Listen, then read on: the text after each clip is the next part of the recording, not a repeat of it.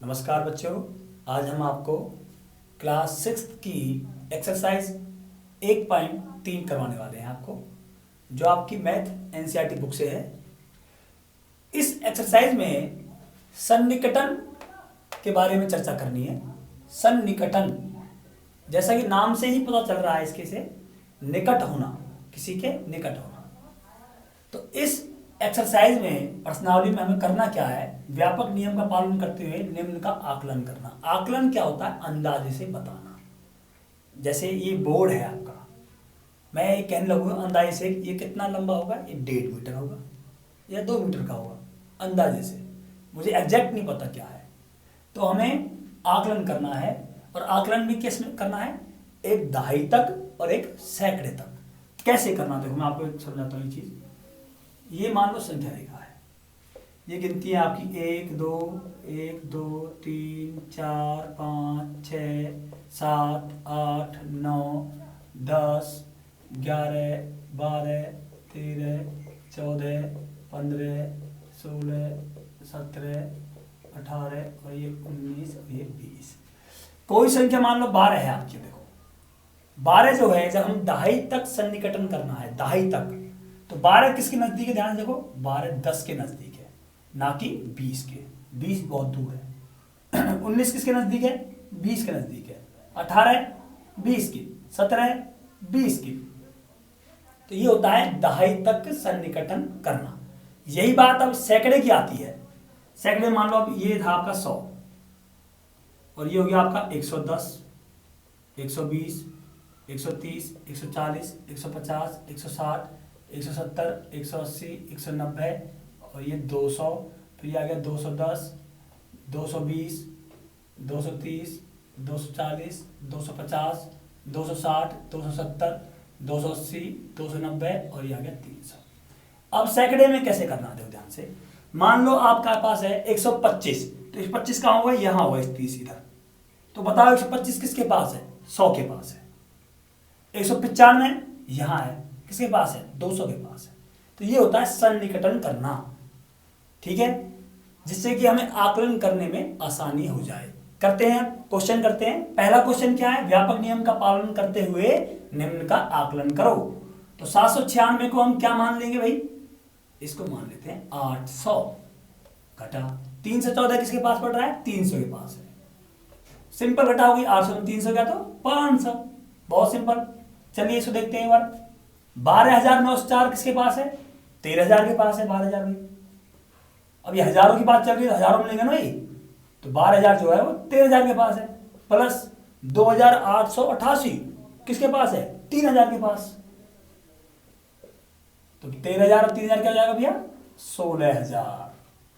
ठीक है बच्चों, नेक्स्ट क्वेश्चन सेकंड में चलते हैं। इसमें करना क्या है कि इसमें इन क्वेश्चंस को 2 बार करना है। एक बार सैकड़े तक सैकड़े तक सन्निकटन करना है और एक बार दहाई तक सन्निकटन करना है। चलिए इस क्वेश्चन को करते हैं हम। पहले हम सैकड़े तक सन्निकटन करते हैं। जो 439 जो है सैकड़े में किसके पास है? 400 के पास है, 500 के, 400 के पास है, प्लस 334 किसके पास है? 300 के, प्लस 4,317 किसके पास है? 4,300 के या 4,400 के? 4,300 के। सिंपल, लिखो, जमा कर देना। क्या आ जाएगा? 5,000। इसी तरह दहाई में करना हो, दहाई का सन्निकटन करना हो, कैसे करेंगे? 439 जो है दहाई क्या? 39 है। 39 किसके पास है? 40 के पास है, प्लस ये 34 किसके पास है? 30 के, तो 330, प्लस 317 जो है 17 आपका किसके पास है? 4,320 के पास है। इनको जोड़ लेंगे, क्या आंसर हो जाएगा हमारा भाई? 5,090। इसी तरह इसको करते हैं, पहले सैकड़े तक करेंगे इसको हम। चलिए, तो 4,89,348 है, किसके पास पड़ेगा? 300 के या 400 के? आप बताइए, या तो ये 300 के नजदीक आएगा या 400 के। 400 यहां से 52 कदम दूर है, तो ये 300 के नजदीक है, तो उसको ऐसे लिख देंगे। माइनस 48,365 किसके पास पड़ता है? 365 जो है वो 400 के नजदीक है, तो 48,400। जीरो में से जीरो क्या? जीरो, जीरो में जीरो जीरो, 3 में से 4 जाएगा नहीं, यहाँ से लिए 13 में से 4 गया तो क्या जाएगा 9, और इसके बाद यहाँ 8 रह गया, 8 में से 8 गई तो 0, 8 में से 4 गया तो 4 और 4, ये आ गया आपका। तो ये था आपका सैकड़े तक सन्निकटन। अब करते हैं इसका दहाई तक सन्निकटन। दहाई में हमें देखना ये 48 है, किसके पास पड़ेगा 50 के, तो ये हो जाएगा आपका 50 घटा 65 किसके पास है। अब 65 जो है वो 60 और 70 दोनों के बीच में है बिल्कुल, तो हम इसको 360 में ले सकते हैं और 370 में ले सकते हैं। ठीक है, अब इसी घटा कर दीजिए, 0 15 में 6 गया तो 9, यहाँ 2 बचेगा वही, और 12 में 3 गया तो भी 9, यहाँ क्या 8 बचेगा, 8 में 60 गई तो 0, और 8 में 4 गया तो 4 और 4। ठीक है, चलिए नेक्स्ट क्वेश्चन चलते हैं। क्वेश्चन थर्ड क्या कहता है कि इसी तरह व्यापक नियम का पालन करते हुए गुणनफल ज्ञात करो। व्यापक नियम का, तो 578 को हम क्या ले लेते हैं 600 गुना 161 को क्या मान लेंगे 200, तो इनकी गुना करेंगे क्या जाएगा भाई 2 0 2 0 लगा देंगे भाई, 6 दूनी 12, ये आ गया।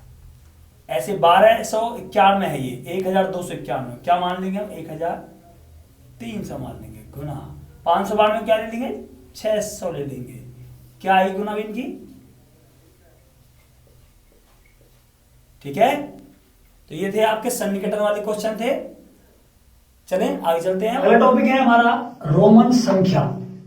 रोमन संख्या क्या होती है, ये अंकों को लिखने की एक पद्धति है। तो इसमें सबसे पहले आप इन चिन्हों को देखिए, ये चिन्ह 1 को दर्शाता है, ये चिन्ह 5 को, ये 10 को, ये 50 के लिए लिखते हैं इसको, 100 के लिए इस चिन्ह को लिखते हैं, 500 के लिए D को और 1000 के लिए M को लिखते हैं। इन चिन्हों की सहायता से हम सारी गिनतियां लिख लेते हैं।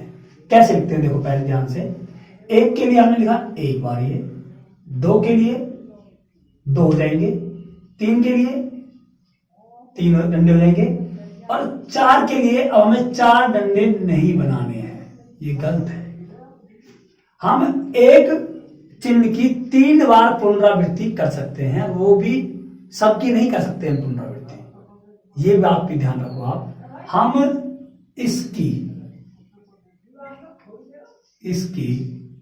और इन चिन्हों की एक से ज्यादा पुनरावृत्ति मतलब कि बार बार नहीं ले सकते, इन चिन्हों को केवल एक बार ले सकते हैं, एक बार। चलो आगे, तो 4 कैसे बनाएंगे देखो, 5 हमारे पास है, ये 5 है, तो ये 5 में से 1 घटा देंगे तो वो क्या कहलाएगा 4। यदि किसी छोटे चिन्ह को बड़े चिन्ह के इस तरफ लिखता हूं, छोटे चिन्ह को बड़े चिन्ह के इस तरफ लिखता हूं तो वो घटा होता है, क्या होता है वो घटा। तो ये बन गया मेरा 4। 5 के लिए ये 5, 6 के लिए अब 1 को मैं 5 के इस तरफ लिख दूंगा तो हो जाएगा जुड़ना, जमा होना। इस तरफ लिखते हैं तो जमा होती है और इस तरफ लिखते हैं तो घटा होती है। 6, 7 के लिए 2 बार, 8 के लिए 1 2 3 5 3 8 हो गया। 9 के लिए 5 में 4 डंडे नहीं करेंगे हम, इस तरह नहीं करेंगे, ये गलत है, क्योंकि मैंने कहा था एक चिन्ह की 3 बार से ज्यादा पुनरावृत्ति नहीं कर सकते। तो 9 कैसे बनेगा, ये 10 था हमारा भाई, इसमें से 1 घटा देंगे तो ये हो गया मेरा 9, और 10 के लिए और 10 के लिए हो जाएगा ये 10। इसी तरह जब 11 लिखना हो तो 10 में 1 जोड़ देंगे, 10 में 1 जोड़ दिया, 12 के लिए 2 जोड़ दिया, 13 के लिए 3 जोड़ दिया, 14 के लिए 10 और 4, 10 और 4, 15 के लिए 10 और 5, 16 के लिए 10 और 6, 10 और 7, 17 के लिए, 18 के लिए, 19 के लिए 10 और 9, 19, और 20 के लिए हो जाएंगे हमारे, देखो अब 10 की 2 बार पुनरावृत्ति हो गई है, 10 की क्या हो गई है 2 बार पुनरावृत्ति। 30 के लिए क्या हो जाएगा 10 की 3 बार पुनरावृत्ति हो जाएगी। 31 के लिए 30 और 1 31। 40 के लिए क्या करेंगे देखो, 40 के लिए 10 10 10 4 बार तो लिख नहीं सकते, गलत है ये तो क्या करेंगे, जो 50 है मेरे पास, 50 क्या है ये, इसमें से 10 को हम घटा कर देंगे, तो मैंने एक को भी घटा के लिए ले लिया, घटा क्या था, एक को ये कर रहा घटा, ये क्या घटा, और 10 को भी घटा के लिए ले सकता हूं मैं, लेकिन इन अक्षरों को, चिन्हों को मैं घटा के लिए नहीं ले सकता। इनको मैं किसी भी बड़े अक्षर के बाईं तरफ नहीं ले सकता। ये विशेष बात ध्यान रखनी है। बाकी इन चिन्हों की सहायता से हम सारी गिनतियां ले सकते हैं। तो 40 हो गया, 40 में 41 लिखना हो तो 41 हो गया, 42 हो गया, 43 हो गया। 44 के लिए क्या करेंगे हम, वही ये 4 आ गया। ऐसे 50, 60 के लिए ये 60 है, 70 के लिए ये 70 है। इस तरह हम सारी गिनतियों को लिख सकते हैं। ठीक है, तो चलें अगला टॉपिक है हमारा कोष्ठकों का प्रसार। तो अगला टॉपिक है कोष्ठकों का प्रसार। इनको सीखने के लिए हमें इस सूत्र को सीखना पड़ेगा। ये क्या कहता है, BODMAS, बॉड मास, या बै कहते गैजेने, बकत गजन। ये दो हमारे पास फार्मूले हैं। इनका प्रयोग कहां करना है मैं आपको बताता हूं। B for bracket, O for of, D for division माने भाग, M for multiply, A for add जमा, S फॉर सब्ट्रैक्शन घटा। सेम इसका मीनिंग ये है, B for bracket, B for, कै फॉर का मतलब ऑफ, और तय फॉर होता है तकसीम, उर्दू का शब्द है मतलब भाग, गै फॉर गुना मतलब मल्टीप्लाई, जय फॉर जमा ऐड, और एन फॉर नफी, नफी मतलब सब्ट्रैक्शन घटा।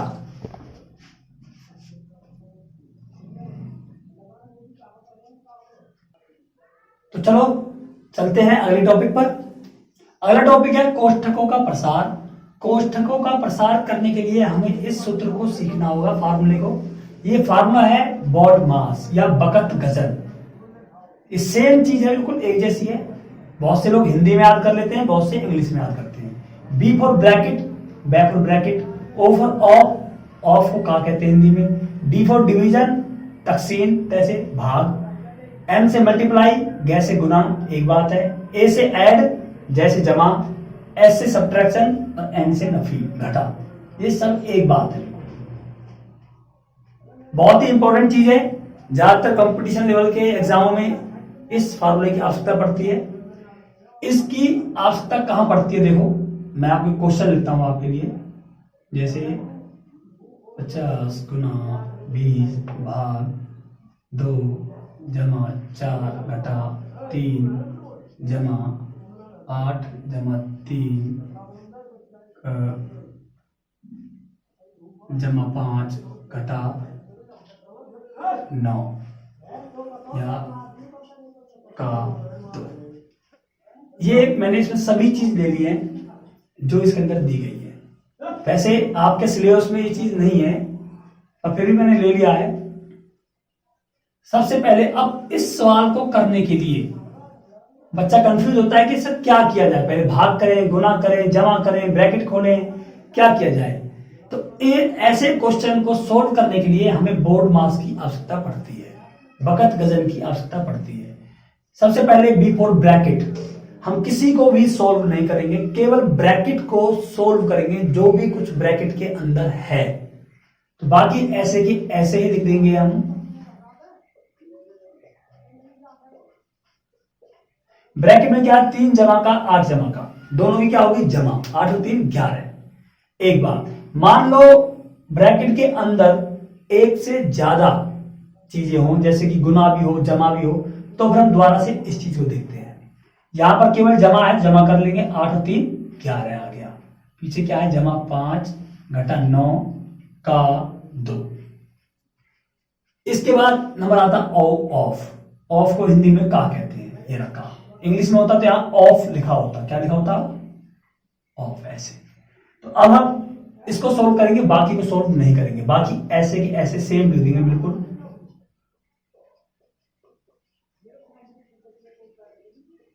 देखो ध्यान से, इसका मतलब होता है गुना, तो यहां क्या बन जाएगा, गुना 9 दूनी 18।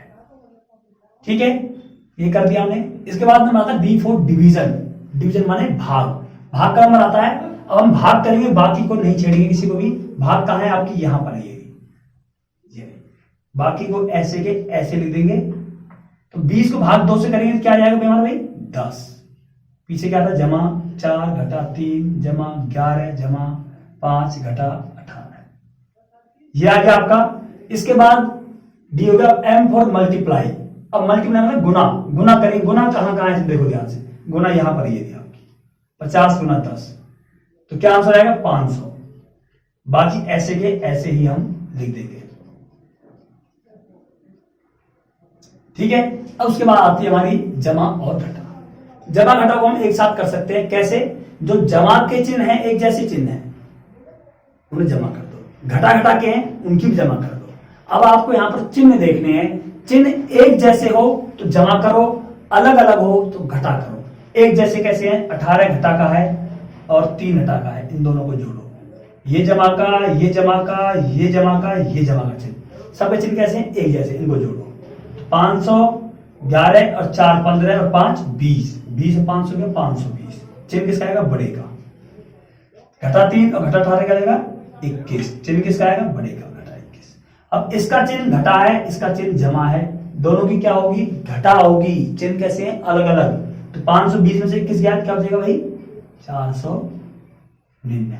ये आपका आंसर है। तो इस तरह के सवालों को हम बोर्ड मास की सहायता से कर सकते हैं। चलिए एक और एग्जांपल ले लेते हैं हम। ये आप सामने एग्जांपल है एक, इसमें भी हम बोर्ड मास का ही यूज करेंगे, इसके द्वारा ही सोल्व करेंगे। सबसे पहले B for bracket, B for bracket, bracket solve करेंगे। ब्रैकेट यहां पर भी है और एक यहां पर भी है, लेकिन ब्रैकेट के अंदर भी कई चीजें हैं। यहाँ भाग है और गुना है, भाग और घटा है। तो भाग और घटा गुना, सबसे पहले क्या करेंगे, ओ ऑफ देखेंगे, ऑफ तो कहीं नहीं है, इनमें नहीं है। डी फॉर डिवीजन, सबसे पहले हम डिवीजन को भाग करेंगे, मतलब भाग करेंगे पहले। भाग कहां हो रही है, यहां हो रही है।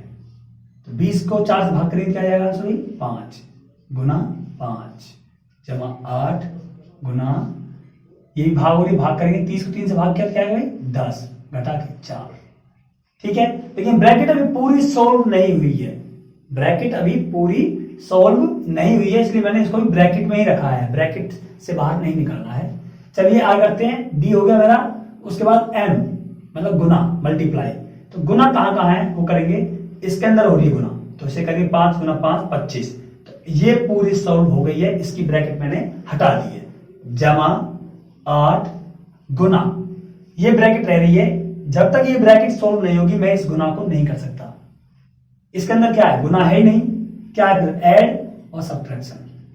तो अब 10 जो है वो जमा का है, 4 घटा का है। इनके हम चिन्हों को देखते हैं, चिन्ह कैसे, दोनों के अलग अलग। क्या होगी, घटा, 10 में 4 क्या है भाई 6, और चिन्ह जमा का, ठीक है। बी हमारी सोल्व हो चुकी है। दोबारा से देखते हैं, ओ ऑफ नहीं है, डी डिवीजन नहीं है, एम मल्टीप्लाई गुना, गुना है ये भी, तो गुना करेंगे अब हम इसकी। अब 48, उसके बाद क्या घटा, जमा वाला, जमा का ये दोनों क्या लेंगे, जमा हो लेंगे। 8 5 13, 1 4 6 1 7 13। तो ये आपका क्वेश्चन हो गया भाई।